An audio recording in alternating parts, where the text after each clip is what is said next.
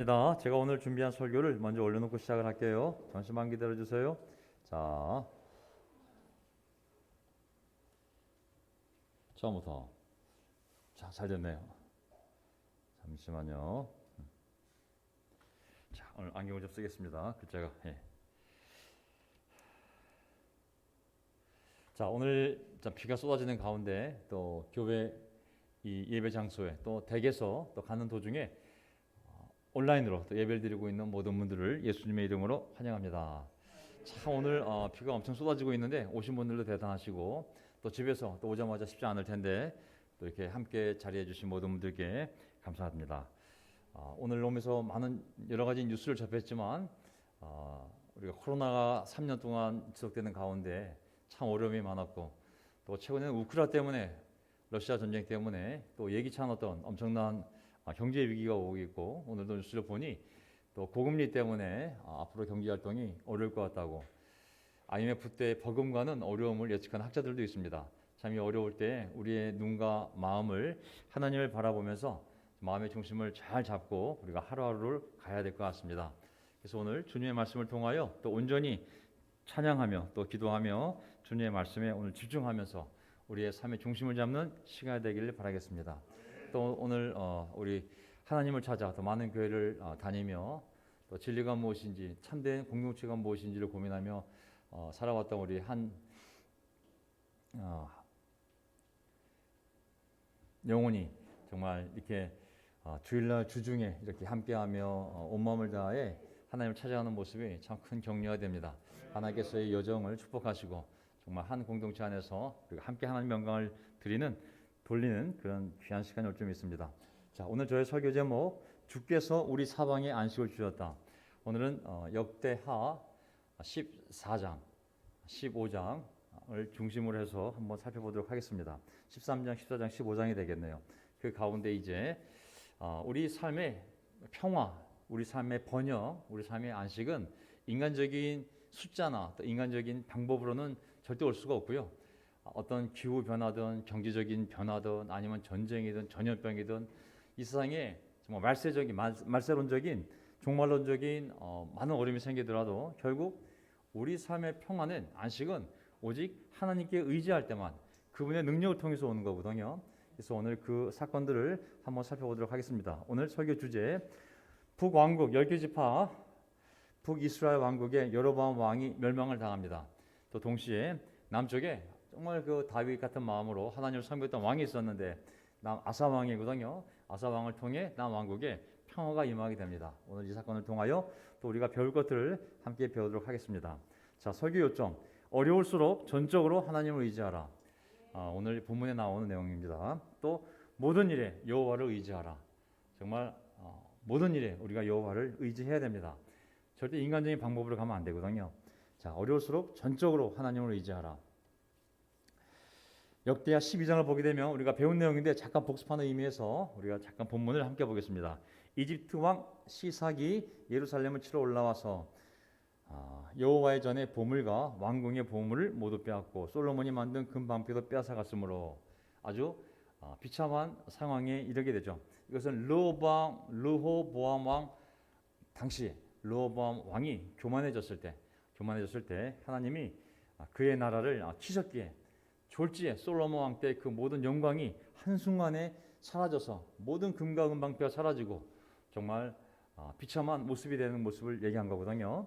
하지만 12절 르호보암 왕이 겸손하였으므로 여호와께서 진노를 돌이키시어 완전히 멸하지 않으셨으며 유다의 형편이 점점 좋아졌다.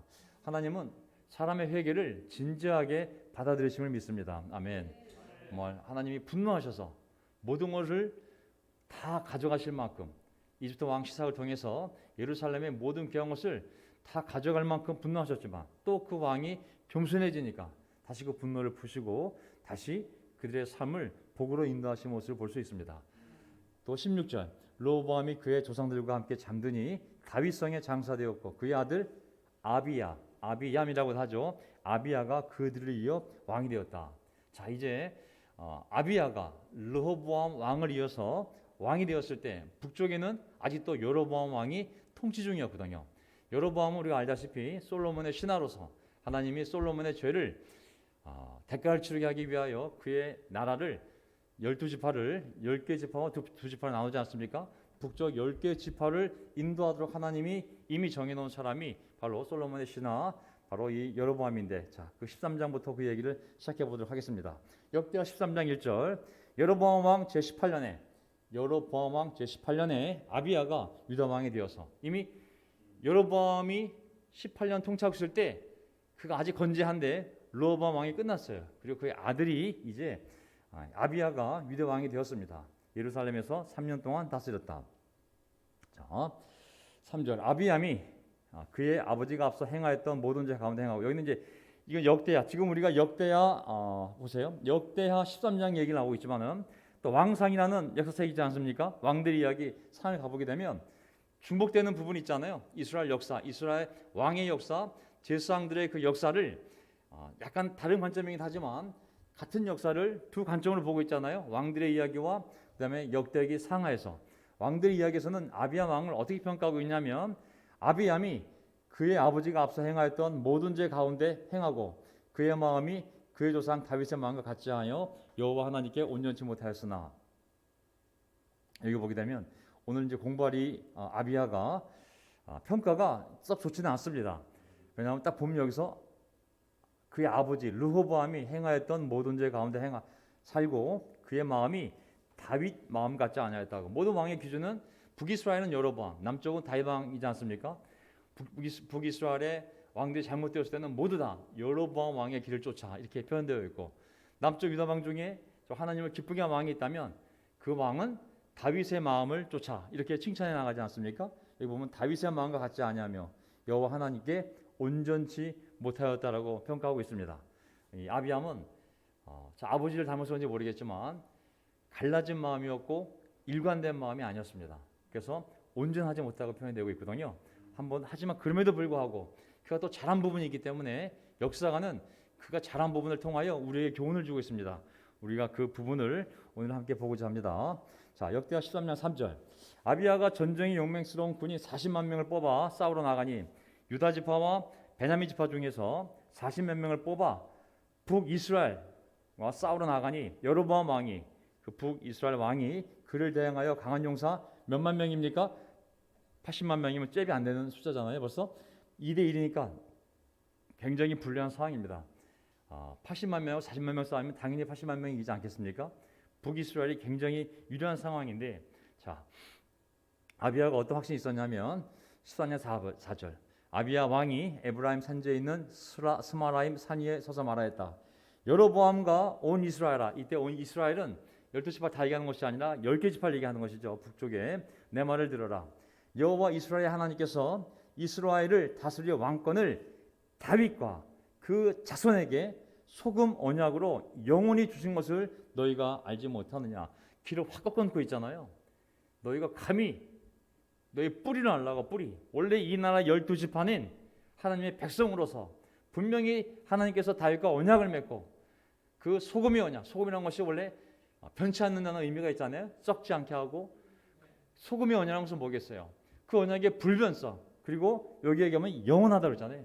그 불변하는 영원한 언약으로 12지파를 다 다윗의 후손인 우리가 다스려야 됨에도 불구하고 감히 너희들이 북쪽에 가서 이 언약을 무시하고 너희들의 왕을 세우고 감히 다윗의 후손인 나를 대항해 너희는 하나님의 언약을 깬 자들이라고 처음부터 기선제압을 하고 있음을 알 수가 있습니다.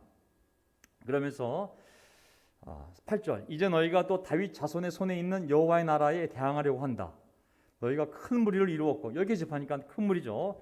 여로보암이, 북이스라엘 여로보암 왕이 신이라고 하며 너에게 만들어준 금송아지들도 너희와 함께 있다. 우리가 지난 시간에 배웠습니다. 지난주에 북이스라엘 여로보암 왕이 하나님 성전에 가지 못하도록 우상을 만들었는데 우상이 바로 금송아지와 순염소라고 그랬죠. 9절. 너희가 아론 자손인 여호와의 대제사장들과 레위인들을 쫓아내고 이방 백성이 하는 대로 너희를 위해 제사장들을 세우지 않았느냐? 누구든지 수송아지 한 마리와 수양 7마리만 가져오면 헛된 신의 제사장이 될 수 있다. 너희는 완전히 사입이라고. 남쪽 이 내가 인도하는 이 나라에서는 정말 적법한 제사장, 적법한 레위 사람들이 적법한 장소에서 적법한 제물을 드리며 적법한 방법을 통하여 적법한 제사를 드리는데 너희들은 그게 뭐냐고. 여로보암이 신이라 가며 송아지나 섬기고 앉아있고 제멋대로 제사장이 되고 제멋대로 레위인이 되고 제멋대로 제사를 드리고 너희는 사입이라고 얘기하고 있는 거거든요. 자, 이러면서 이제 다음 구절 이어지는데 이 내용 중에 우리가 지난 시간 다 공부했기 때문에 이것이 얼마나 어리석은 방법이냐 알고 있잖아요. 여기 보면 금송아지 세운 것도 하나님의 모습이라고 만든 이 우상도 우스운 거지만 또 제사장과 레위인들을 제 멋대로 세운 것도 우스운 거지만 그들이 사입이라는 건 뭐냐면 유사하다는 건 뭐냐면 비슷하지만 다른 것이 사입이잖아요. 여기 뭐 수송아지 한 마리와 수장 7마리만 가져오면 제사장이 될 수 있다고 했는데 원래 출애굽기 보게 되면 어떻게 그 제사장들이 그 자리에 올라갈 수 있냐면 그것은 정확한 절차가 있습니다.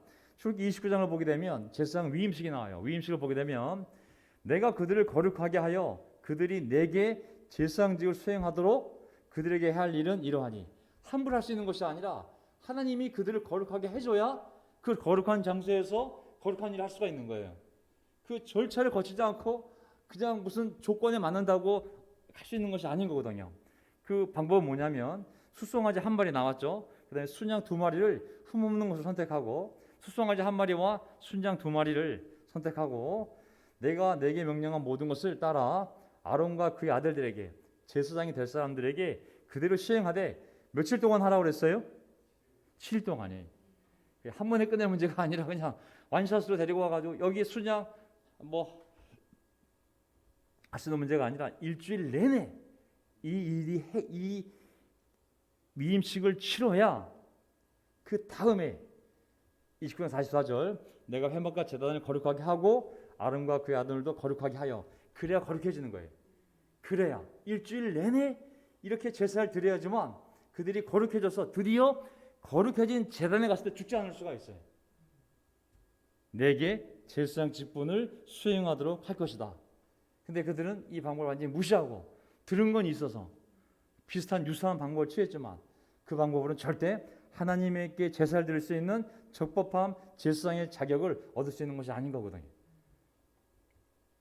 자, 왜 이런 방법을 만들었는지 이제 왕상을 가보면 정확히 알 수가 있습니다. 이제 역대기와 왕들의 이야기가 서로 겹치잖아요.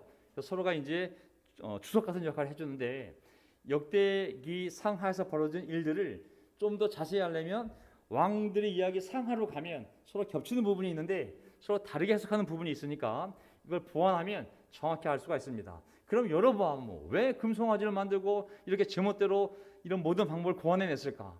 그것은 왕상 12장에 자세히 설명되어 있습니다.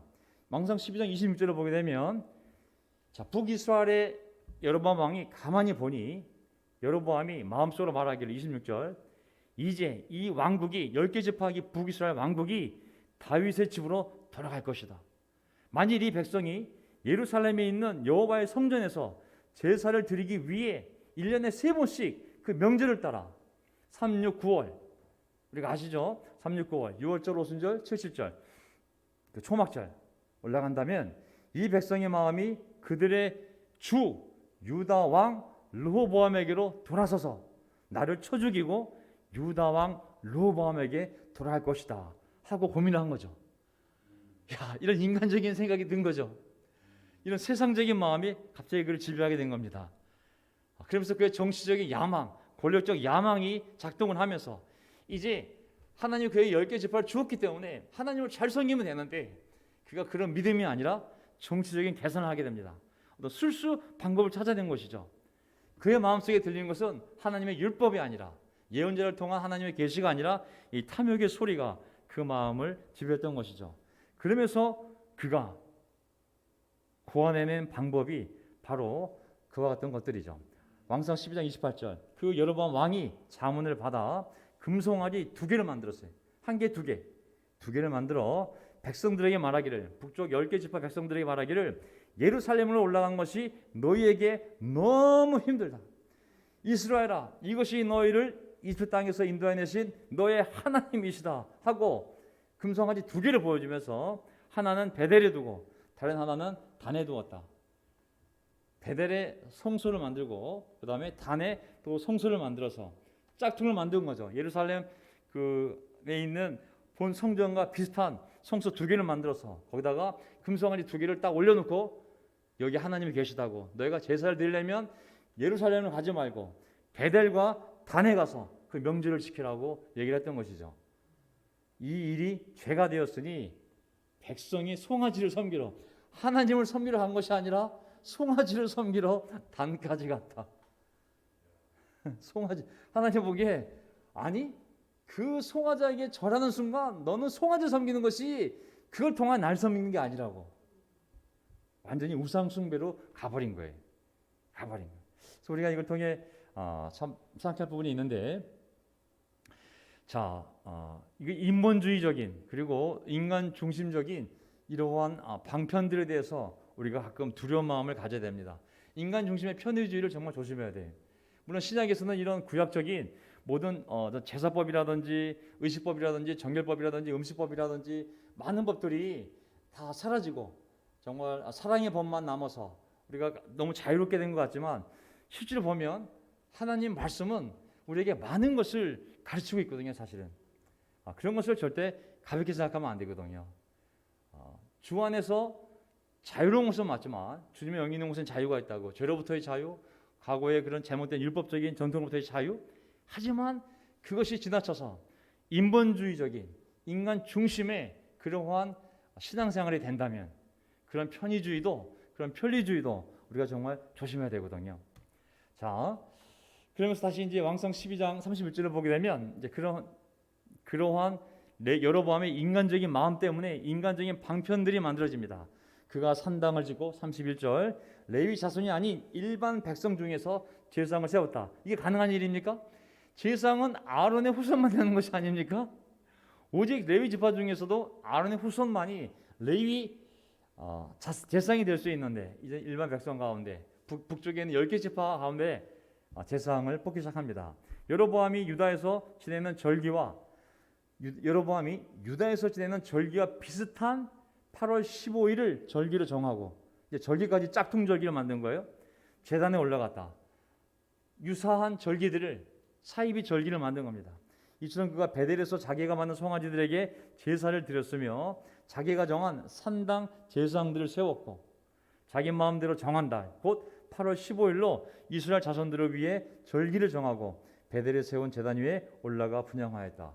야, 그러니까 유사 성소, 유사 절기, 유사 제사장, 유사 제사법, 유사 제사를 드리기 시작한 것이죠.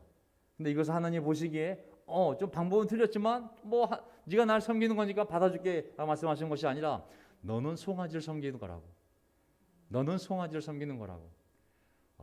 유사 종교, 사이비 종교는 하나님을 좀 다르게 섬기는 것이 아니라 완전히 다른 신을 섬기는 거거든요.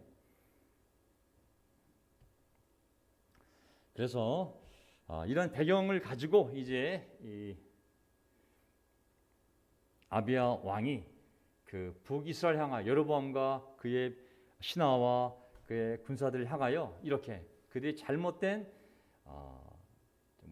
잘못된 나라에서 하나님을 잘못 섬기며 감히 하나님을 올바로 섬기는 하나님의 백성들에게 나왔음을 미리 알려주는 겁니다. 14절 10절 그러나 우리에게는 여호와께서 우리 하나님이시니 우리는 그분을 버리지 않았으며 여호와를 섬기는 제사장들은 아론의 후손이고 적법한 아론의 후손이고 레위인들이 아무나 하는 것이 아니라 오직 레위인들이 그들의 직무를 수행된다. 우리 남쪽 유다는 하나님 말씀대로 율법대로 제사를 올바른 방법으로 드리고 있다고 얘기하고 있는 것이죠. 그러면서 더 구체적으로 우리 그들이 아침과 저녁마다 여호와 앞에 번제를 드리며 상번제라고 그러죠. 상번제, 해가 뜰 때 해가 질 때 향기로운 향을 피우고 깨끗한 상 위에 항상 차리는 빵을 놓고 또 금등대가 있어 그 등잔에 저녁마다 불을 켠다. 우리는 여호와 우리 하나님의 법도를 지키고 있으나 너희는 그분을 배반하였다. 너희는 사입이야. 너희는 짝퉁이야. 너희는 유사 유대교야. 우리가 적법한 하나님의 백성으로서 하나님께 올바로 제사를 드리는 여호와의 적법한 백성들임을 얘기하고 있는 것이죠. 11절 내용 우리가 다 배운 내용들이니까 다 아는 내용들이라 생각합니다. 12절. 보아라, 하나님이 우리와 함께 계셔서 우리의 머리가 되시고, 교회의 머리가 누구라고 그랬죠? 그리스도. 이스라엘 백성의 머리 하나님. 그분의 제사장들도 너희를 향하여 경고의 나팔을 분다. 10개 지파들아, 이제 그분의 적법한 제사장들이 너희를 향하여 경고의 나팔을 분다. 이스라엘 사람들아, 여호와 너희 조상의 하나님을 대항하여 싸우지 마라. 너희는 우리랑 대항해 싸우는 것이 아니라 우리의 머리이신 하나님을 대항해 싸우는 것이라고. 너희가 승리하지 못할 것이다. 딱 이 말을 하면서 이 아비암이 북쪽 이스라엘의 군사들의 사기를 떨어뜨리고 싶었겠죠. 감히 하나님과 맞서는 짓을 너희가 하냐고. 13절. 그러자 여로보암 왕이 복병을 보내 유다의 후방을 포위하게 하였으니, 왜냐하면 이미 80만 명이고 40만 명이니까 40만 명이 남잖아요. 양쪽에서 샌드위치 공격을 하면 이길 거라 생각했겠죠. 이스라엘은 유다 앞에 있고 복병은 유다 뒤에 있었다. 80만 명이 가운데 40만 명을 두고 샌드위치로 앞뒤로 막아버린 거죠. 유다 사람이 둘러보니 적병이 앞뒤에 있었으므로 그들이 여호와께 부르짖고 제사장은 나팔을 불었다. 유다 사람이 함성을 지르니 그들이 함성을 지를 때에 하나님께서 아비야와 유다 앞에서 여로보암과 온 이스라엘을 치심으로 이스라엘 자손이 북 10개 지파 자손들이 유다 앞에서 도망하였다라고 나와 있습니다. 여기 보게 되면 2대1의 전쟁이고, 이것은 정말 이기기 어려운 수적인 열세 있는 전쟁이지만 그들이 하나님을 바라보며 하나님을 의지하고 부르짖었을 때 하나님께서 그들과 함께 하시면서 정말 적들을 무찌르는 모습을 우리가 보게 됩니다.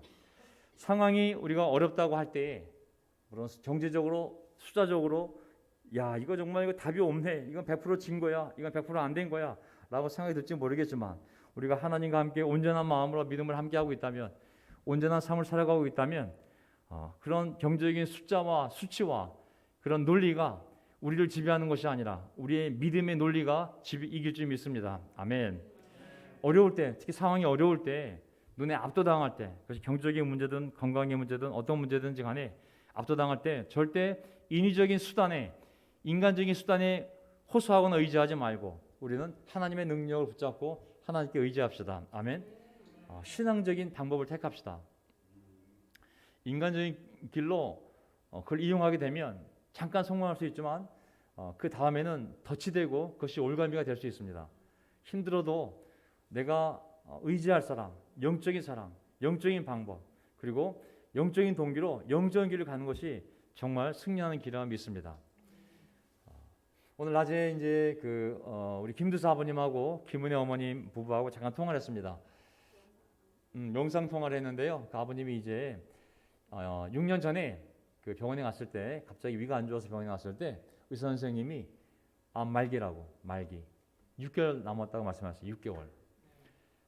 그게 6년 전이거든요. 근데 우리 김은혜 어머님이 여기저기 알아보시고 믿음으로 기도하는 가운데 새로운 또 방법이 생겨서 우리가 표적 수술하러 나요. 어쨌든지 간에 참 그 당시 새로운 기법이었는데 그걸 사용해서 아버님의 수명이 6년으로 연장이 됐습니다. 하지만 최근에 다시 또 안 좋아지셔서 이제 호스피스 병동을 알아볼 정도로 이 몸 자체가 약화되었습니다. 참 놀라운 것은 이 부부가 한 마음이 되어서 정말 함께 위로하며 격려하며 열심히 신앙생활하는 가운데 그 고통이 굉장히 말기라 격심한 것 같아요. 근데 정말 그 아버님이 우리가 강승만 형제 같이 만나서 한 달 전인가 만나 뵙고 왔지만 악수를 하는데 손님이 저보다 더 세더라고요.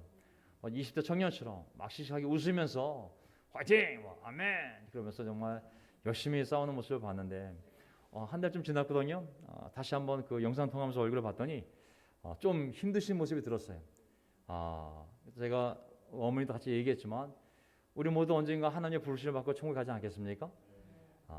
우리가 이 어려운 시간을 이겨낼 수 있는 방법은 믿음 외에 무엇이 있을까요? 또 다행스럽게도 또 좋은 약을 알게 돼서 그 약을 통해 두 가지, 일단은 그 암을 좀 막고 그리고 고통을 좀 줄이고 고통만 없는 게 아니라 삶에 의욕이 있어야 되잖아요. 의욕이 있어야 하루하루를 믿음으로 하나님 부를 때까지 기쁘고 감사하게 살 거 아니에요. 근데 다행히도 그 약이 고통을 줄여주고 또 마음에 의욕을 생기게 도와주어가지고 통화했는데 얼굴은 많이 좀 힘들어 보이셨지만 정말 그 기백이 좀 더 꺾이시지 않고 정말 굳센 모습을 보면서 하나님께 더 의지해야겠구나. 제가 오늘 설교할 때 우리 형제자매들한테 이 소식을 알리고 우리가 마음으로 함께하며 또 기억하며 함께 걸어가겠다고 약속을 드렸기 때문에 제가 이 말씀을 드립니다. 자, 우리가 정말 어려울 때 하나님을 의지해야 됩니다. 아멘. 어디에 좋은 게 있다더라. 뭐 코인 한 방에 역전을 뒤집는 뭐 주식 막 이런 방법이 아니라 정말 우리가 총통적인 신앙의 길로 가서 먼저 하나님의 나라와 의를 구할 때, 그들이 여호와께 부르짖을 때, 나팔을 불 때, 그리고 사람들이 함성을 지를 때 하나님께서 아비야와 유다 앞에서 적들인 여로보암과 온 이스라엘을 치셨다고 하지 않습니까? 우리가 어려울 때 더욱더 하나님을 의지합시다. 아멘. 그 길밖에 없는 줄 믿습니다. 어려울수록 더욱 하나님께 의지하자는 것이 오늘 여기서 나온 포인트입니다. 하나님께서 이스라엘을 유다의 손에 붙이셨으므로 아비야와 그 백성이 그들을 크게 무찌르니 이스라엘에서 뽑힌 군사 몇만 명이 쓰러졌습니까? 80만 명 가운데 50만 명이 쓰러져 죽었다. 그때 이스라엘 자손이 항복을 하고 10개 지파가 유다 사람들이 승전하였는데 이는 그들이 여호와 그들 조상의 하나님을 의지하였기 때문이다. 아멘. 자, 세상 논리 우리 따라가면 안 됩니다. 경제 논리 따라가도 안 됩니다. 교육 논리로 우리 애들 키워도 안 되고 정치 논리 따라가면 안 됩니다. 우리는 계속 신앙의 논리로 가야 됩니다. 아멘. 왜냐하면 우리는 하나님의 은혜로 살아야 될 사람이지 그런 논리로 세상 논리로 살 사람들이 아니거든요. 우리가 하나님을 믿을 때 하나님의 능력과 하나님이 주시는 것으로 먹고 살 사람들이지 우리가 세상 논리로 따라가면 결코 안 되는 줄 믿습니다. 아멘. 그들이 여호와 하나님을 의지하였기 때문에 승리한 줄 믿습니다. 그들의 계략이나 전투력이 아니라 19절 아비야가 여로보암을 쫓아가서 그들에게 성읍들을 빼앗았으니 베델, 아까 금송아지 둔 단과 베델이 있었죠. 그 베델을 점령해 버렸어요. 그리고 그 고을들 여사나와 그 고을들 그리고 에브론과 그 고을들이었다. 아비야 생전에 여로보암이 다시 세력을 회복하지 못하였으며 바로 이 전쟁으로 말미암아 여호와께서 그를 치심으로 그가 죽었다. 20절을 보게 되면 자, 먼저 성읍들을 빼앗았다고 했습니다. 성읍들을. 자, 저는 요즘 러시아 우크라이나 전쟁을 보면서 정말 처음으로 전쟁의 그 의미를 다시 한번 생각해 보고 있는데 도시 정복 전쟁 같아요. 러시아는 맨날 이 도시를 우리가 점령했다. 우리가 이 도시를 점령했다. 전쟁의 승리는 그 도시를 점령하는 것으로 나타나는 거거든요. 다시 우크라이나는 반격해서 그 도시를 다시 탈환하려고 하고 어쨌든 남유다는 북이스라엘에 승리한 그 결과물로서 도시들을 이렇게 점령을 했습니다. 그보다 더 중요한 건 뭐냐면 하나님이 여로보암을 치셔서 그를 죽게 하셨다는 이 부분이거든요. 그가 전쟁에 졌기 때문에 진 것이 아니라 전쟁에 지고 나서 너무 상심해서 죽은 것이 아니라 하나님이 그를 치심으로 그가 죽었다고 했는데 하나님은 그를 왜 치셨을까요? 자, 그것은 왕상 13장을 보게 되면 우리가 지금 역대기를 보고 있는데 왕들의 이야기 상 13장을 보게 되면 아까 이어서 이 여로보암 왕이 고집센 마음으로 회개하지 않고 결국 계속 우상을 섬기다가 욕심을 버리지 않고 정치적 야망을 버리지 않고 계속 자기 욕망을 따르다가 하나님이 그를 심판할 것을 계획을 알려주시는 부분이 있습니다. 왕상 13장을 보게 되면 하나님의 사람이 예언자겠죠. 여호와의 말씀에 따라 계시를 받아 유다에서 남쪽 유다에서 베델에 왔는데 베델은 어디겠어요? 바로 북쪽에 북이스라엘에 금송아지를 둔 여로보암이 금송아지를 만들어 하나님이라고 섬기게 한 그 베델에 왔는데 그때 여로보암이 제단 곁에 서서 분향하고 있었다. 자, 죽기 전의 모습입니다. 자기가 이 모든 시스템을 만들어 놓고 거짓된 유사 종교 시스템을 만들어 놓고 자기 스스로도 그 시스템에 적용을 해서 이렇게 정말 우상을 섬기는 분향을 하고 있었어요. 금송아지를 앞에 놔두고 그는 하나님께 제사를 드리는 것이 아니라 송아지에게 제사를 드리고 있는 상태였잖아요. 그래서 남쪽에 있는 이 유다 예언자가 와서 경고하지 않습니까? 여기서 하나님 의해서 적법하게 선발되지 아니한 이 제사장들은 전부 죽을 거라고 그들의 뼈를 다 갈아서 이 물에 떠나보낼 거라고 이 제단은 완전히 무너질 거라고 하지만 여로보암은 결국은 회개하지 않습니다. 어떻게 볼까요? 33절 시간이 없기 때문에 건너뛰고 33절 우리가 다 설교했던 내용들입니다. 이 일 후에도 여로보암은 자기의 악한 길에서 돌아서지 않고 계속해서 일반 백성 중에서 산당의 제사장들을 세웠으니 원하는 자는 누구든지 제사장으로 삼아 산당의 제사장이 되게 하였으므로. 무슨 말이냐면 남쪽의 유다 출신의 예언자가 와서 그 여로보암이 지 멋대로 만든 제단에서 지 멋대로 만든 우상 앞에서 지 멋대로 세운 제사장들의 돈을 받아 지 멋대로의 방식대로 제사를 드릴 때 경고했어요. 죽는다고. 다 죽을 거라고. 하지만 그가 회개하지 않은 거예요. 악한 길에 돌아서지 않고 계속해서 일반 백성 중에서 산당의 제사장들을 세웠으니 원하는 자는 누구든지 제사장으로 삼아 산당의 제사장이 되게 하였으므로. 하나님의 집을 완전히 무시하고 이 짓을 한 거거든요. 이 34절. 이 일이 여로보암의 집에 죄가 되어 그 집이 땅 위에서 끊어져 멸망하게 되었다. 아시겠죠? 이미 경고가 있었음에도 불구하고 그가 이 경고를 듣고 돌이키지 않았기 때문에 바로 그 전쟁을 계기로 해서 하나님이 그를 치심으로 말미암아 그가 죽게 되었다고 나와 있습니다. 원래 여로보암도 하나님의 선택을 받은 자였거든요. 10개 지파를 네가 다스려라. 그가 겸손했다면 아마 10개 지파 대대로 그가 왕조가 되었어요. 여로보암 1세, 여로보암 2세, 여로보암 3세 그도 왕조가 될 수 있는 기회가 있었지만 그의 교만, 그의 야망 결국은 그 자신과 그의 자식들 그리고 그의 백성들을 우상 숭배로 가게 해서 그 자신, 그 자식들, 그 백성들 모두 멸망의 길로 접어들게 한 장본인이 된 것이죠. 자, 끝내겠습니다. 모든 일에 여호와를 의지하라. 자, 정말 어려울 때 하나님을 의지해야죠. 하지만 모든 일에 또한 여호와를 의지합시다. 아멘. 저는 저 자신도 그렇지만 정말 어려우면 사람이 신앙을 잃을 수가 있습니다. 정말 어려울 때 그때 더 정신줄을 잡고 믿음줄을 잡고 하나님을 붙잡아야 되는데 정말 신기하게 정말 어려울 때 그 믿음줄을 놓고 세상 줄을 잡을 수가 있습니다. 그래서 정말 어려울 때 정신을 차리고 믿음을 차리고 정말 하나님을 붙잡아야 됩니다. 아멘.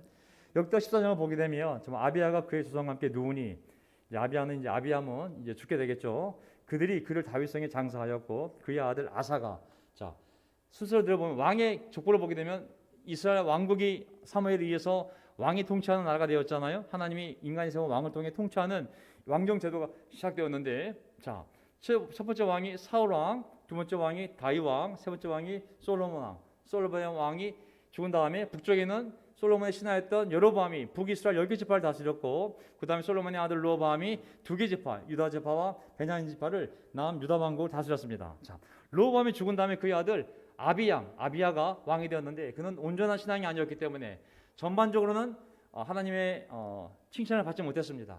하지만 부분적으로 잘한 일이 있어서 아까 그거 본 것뿐이고 그가 죽은 다음에 이제 아사가 그의 아들이 이제 왕이 됩니다. 자, 북쪽에서도 이제 여로보암 왕이 잠깐 겹치게 되는데 한번 이 상황을 보도록 하겠습니다. 아사 왕은 유다 왕 중에 정말 훌륭한 왕 중에 한 명입니다. 여호사밧 왕도 훌륭하고 정말 이 아사 왕은 이거 함께 보겠지만 자, 그의 아들 아사가 그들을 이어 왕이 되었다. 그의 시대에 그 땅이 10년 동안 어떻게 하였다고요? 평온한 것은 정말 하나님의 축복 아니겠습니까? 많은 북쪽에 이스라엘 왕, 여로보암 왕도 있고 그의 후손 왕도 있음에도 불구하고 그 긴장 속에서도 평온했다는 것은 그 주변에 이집트부터 시작을 해서 정말 강대국들이 있었지만 침략하지 않고 평온했다는 것은 왜 그러냐면 2절 아사가 여호와 그의 하나님 보시기에 선하고 올바른 일을 하였기 때문에 평온하였다는 것입니다. 아멘. 좀 우리나라도 보면 러시아 전쟁에 우크라이나 전쟁에 전염병에 지금 이상기온에 정말 미국 금리 인상에 뭐 전방위적으로 지금 어려움이 있거든요. 저는 한국이 살아남는 유일한 길은 야 중국이랑 손을 잡아야 돼? 아니면 바이든하고 손을 잡아야 돼? 아니면 정말 이거 뭐 푸틴하고 가서 손을 잡아야 돼가 아니라 바로 하나님 보시기에 선하고 올바른 일을 우리가 한다면 저는 하나님께서 우리에게 평온을 줄 줄 믿습니다. 아멘. 예, 이거 하나만 우리 신경 씁시다.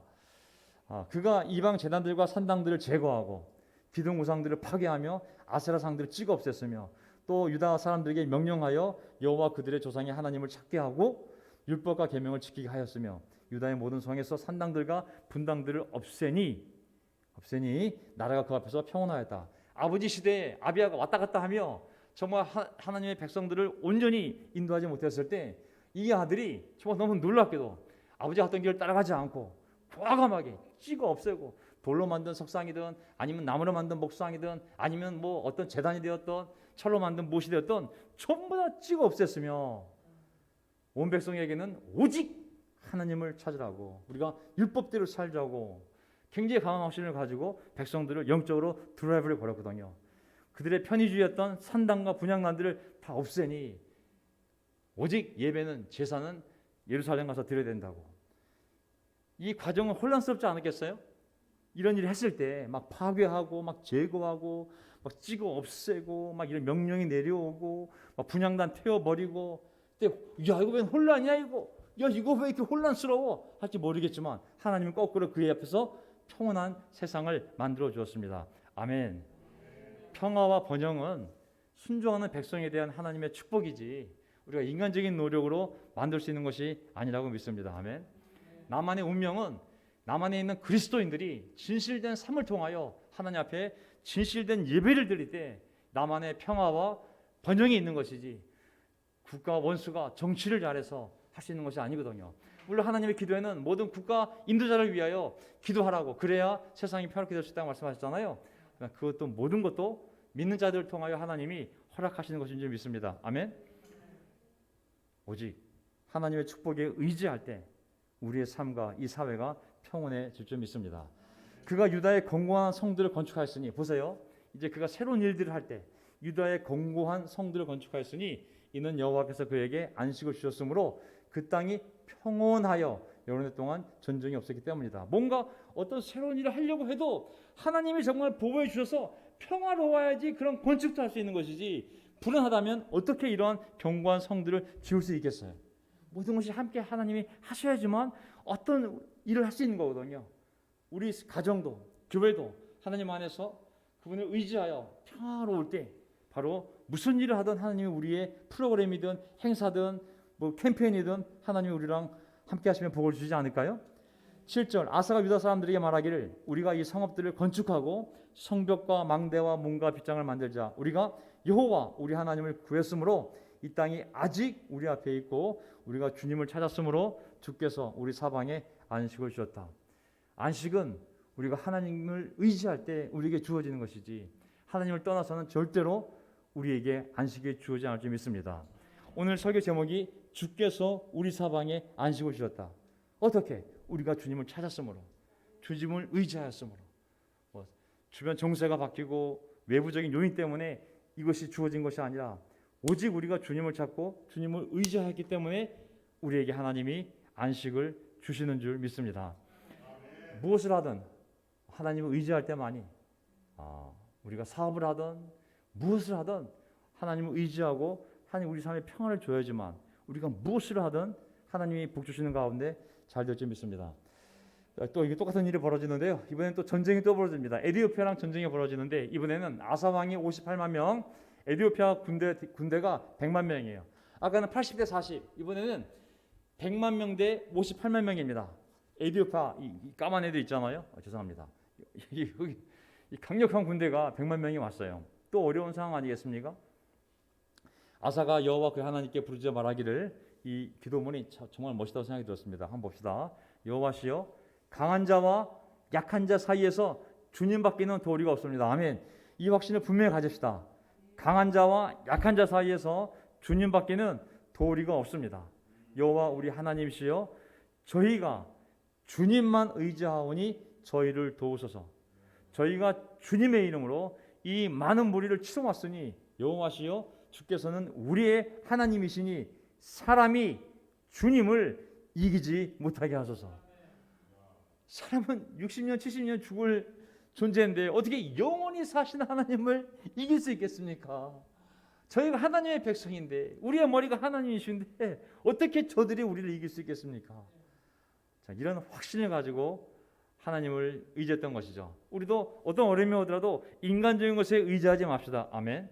참고는 될지 모르겠죠. 하지만 우리는 이런 기도문처럼 정말 우리를 도우리는 하나님밖에 없다고, 사람이 주님을 어떻게 이길 수 있겠냐고, 세상을 우리가 도망가지도 말고 세상을 의지하지도 말고 우리가 오직 하나님께 가서 우리가 하나님께 이런 확신을 가지고 의지합시다. 아멘. 결과는 마지막 구절입니다. 여호와께서 아사와 유다 사람 앞에서 에디오피아 사람들을 치시니 에디오피아 사람들이 도망하였으므로. 13절 에디오피아 사람들이 여호와 앞에서와 그분의 군대 앞에서 패망하여 살아남은 자가 없이 전멸하니 매우 많은 탈취물을 가져왔다. 우리 개인의 삶에서 또 직장에서든 교회 안에서 어떤 벌어진 일이든 또 어떤 레벨 어떤 영역이든지 모르겠지만 우리가 이 오늘 본문 말씀처럼 어떤 어려운 상황 속에서도 하나님을 바라보고 하나님을 의지하는 것, 그리고 꼭 어려움뿐만이 아니라 모든 삶의 영역에서 하나님을 의지해 나간다면 그것이 어떠한 장애물이 되었든지 간에 우리 힘이 아니라 그분의 힘과 지혜로 그것이 제거되어지고 우리가 성을 쌓을 때, 우리가 어떤 것을 건축해 나갈 때 하나님이 함께 하심으로 정말 멋진 우리의 삶이 교회가 만들 줄 믿습니다. 제가 오늘 정리하고 마지막 기도 오늘 온 박재현 형제가 기도하도록 하겠습니다. 설교 제목 주께서 우리 사방에 안식을 주셨다. 자, 오늘 역대상 13장, 14장, 15장 말씀을 보았고요. 오늘 설교 주제는 북여로보암 왕의 멸망을 보았습니다. 그가 하나님의 말씀을 떠나 온갖 인간적인 것을 만들었을 때 그것이 그에게 죄가 되어서 정말 그의 집안이 하나님의 복을 받는 것이 아니라 멸망을 받게 되었으며 남쪽 아사 왕은 어려운 가운데 속에서 과감하게 그런 우상들을 제거하고 혼란스러웠지만 정말 하나님이 기뻐하는 일들을 함으로 말미암아 하나님이 그와 함께 하셔서 그에게 평안과 그리고 번영을 주셨음을 알 수가 있습니다. 자, 오늘 설교 요점 정말 어려울수록 전적으로 하나님을 의지하라. 그리고 모든 일에 여호와를 의지하라. 박자 형제 기도하시고 마지막 찬송 부르고 예배 마치겠습니다. 아멘.